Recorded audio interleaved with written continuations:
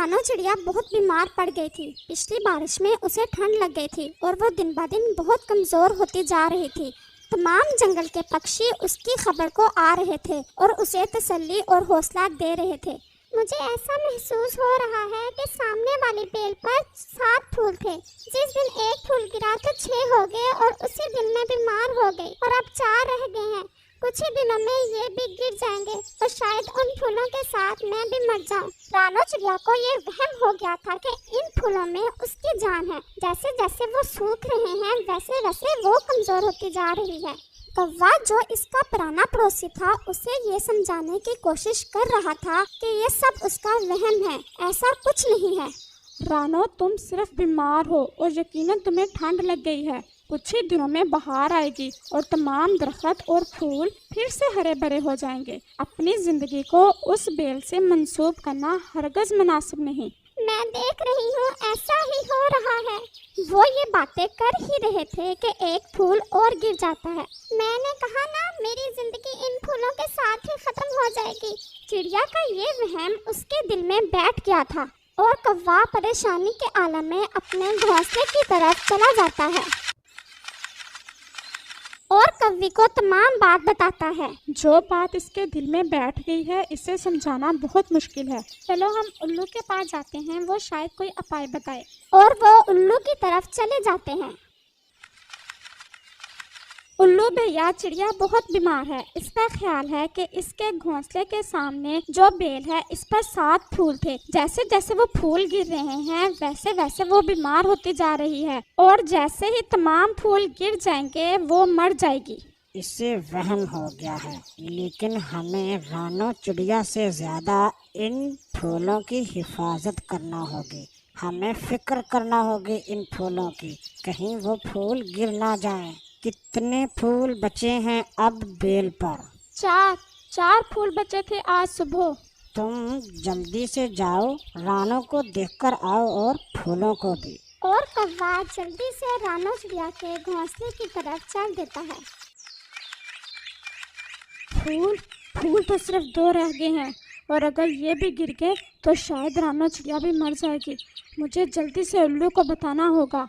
और वो जल्दी से वापस उल्लू की तरफ चल देता है।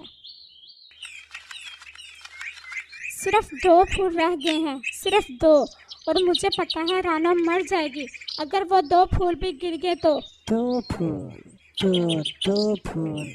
हाँ, मुझे एक अच्छा उपाय आया है। तुम जल्दी से पहाड़ों की तरफ जाओ। हाँ, एक बेल है, उसी बेल के जैसे। इस बेल से एक फूल लेकर आओ और हाँ, जल्दी से आना, देर नहीं करनी। और कौवा जल्दी से चला जाता है और कौवा एक फूल बेल से तोड़कर वापस उल्लू के पास जल्दी से आ जाता है। तुम चलो अब मेरे साथ रानो की तरफ। तुम क्या करने वाले हो?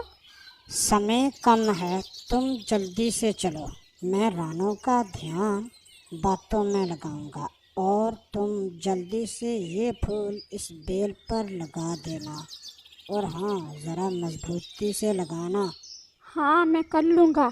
चलो। और वो दोनों रानो चिड़िया के घोंसले की तरफ चल देते हैं।